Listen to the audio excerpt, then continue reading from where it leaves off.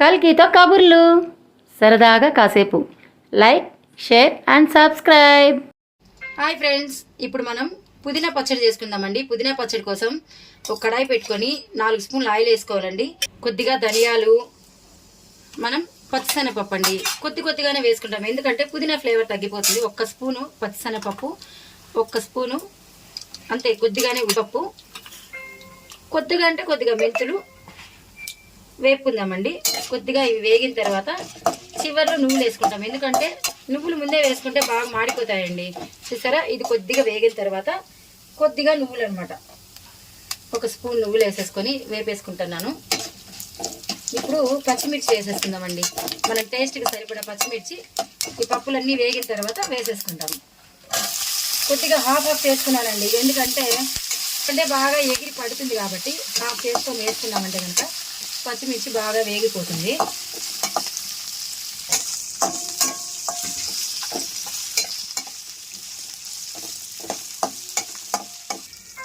ఇప్పుడు కాస్తంత పసుపు వేసుకుందాము. అంతే అండి, కాసేపు పచ్చిమిరకాయలు ఇలానే వేపుకుందాం. చూసారా, పచ్చిమిర్చి, నువ్వులు, పప్పులు అన్నీ వేగిపోయాయి కాబట్టి ముందే కడిగి శుభ్రం చేసుకున్న పుదీనా అండి, పుదీనా వేసేసుకుంటున్నాను. మనం ఇంత పుదీనా వేస్తే బాగా అది మగ్గిన తర్వాత కొద్దిగానే అవుతుందండి. పుదీనా కానీ, కొత్తిమీర కానీ, చుక్కాకు, గోంగూర ఇవన్నీ మనం ఎక్కువగా వేసినట్టే ఉంటుంది, కానీ బాగా మగ్గేసరికి కొద్దిగానే అయిపోతుందండి. లేత కాడలన్నీ వేసుకున్నానండి, కాడలతో కూడా వేసుకుంటాను. ముదురు కాడలు మాత్రం తీసేసి లేత కాడలన్నీ ఒలుచుకుంటాను. మనకు టేస్ట్కి సరిపడా ఉప్పు వేసేసుకొని మూత పెట్టేసుకుంటే బాగా పుదీనా మగ్గిపోతుంది.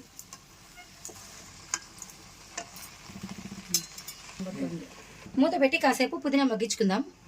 ఇదిగోండి, పుదీనా, పచ్చిమిర్చి అన్నీ బాగా వేగిపోయాయి. ఇప్పుడు మనం పచ్చడికి కావాల్సినంత చింతపండు వేసుకుందామండి. పచ్చడికి కావాల్సినంత నానబెట్టిన చింతపండు వేసుకుంటున్నాను. స్టవ్ ఆఫ్ చేసుకుని వేయచ్చండి. ఇప్పుడు అలాగే కొబ్బరి ముక్కలు వేసేసుకొని పచ్చడి రుబ్బేసుకుందాం. చింతపండు, పచ్చి కొబ్బరి వేసేసుకొని ఈ తెల్లారి పెట్టుకుందామండి. ఫ్యాన్ కింద పెట్టేసుకొని చల్లారిన తర్వాత పచ్చడి రుబ్బుకుందాం.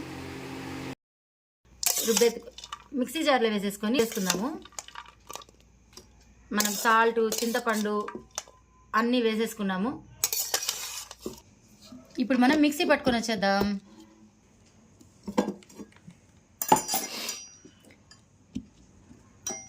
అంతే అండి, మిక్సీ పట్టుకొని వచ్చిన తర్వాత చూసారా, ఇలా మనం బాగా మెత్తగా కాకుండా కొంచెం బరకగా రుబ్బుకుంటే చాలా బాగుంటుంది. చూసారా, కలర్ఫుల్గా ఉంది కదండి పుదీనా పచ్చడి, చాలా టేస్టీగా ఉంటుందండి. ఇప్పుడు మనం సర్వింగ్ బౌల్లోకి తీసేసుకుందాం.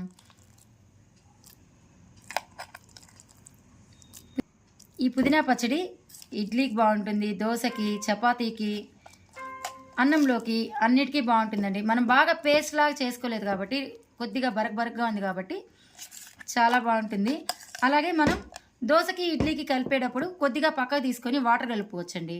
దీనికి మనం తిరగమాత పెట్టాల్సిన అవసరం కూడా లేదండి. చాలా బాగుంటుంది పుదీనా పచ్చడి. టేస్టీగా పుదీనా పచ్చడి రెడీ అయిపోయింది. మనం పుదీనాతో గార్నిష్ చేసుకుందాం.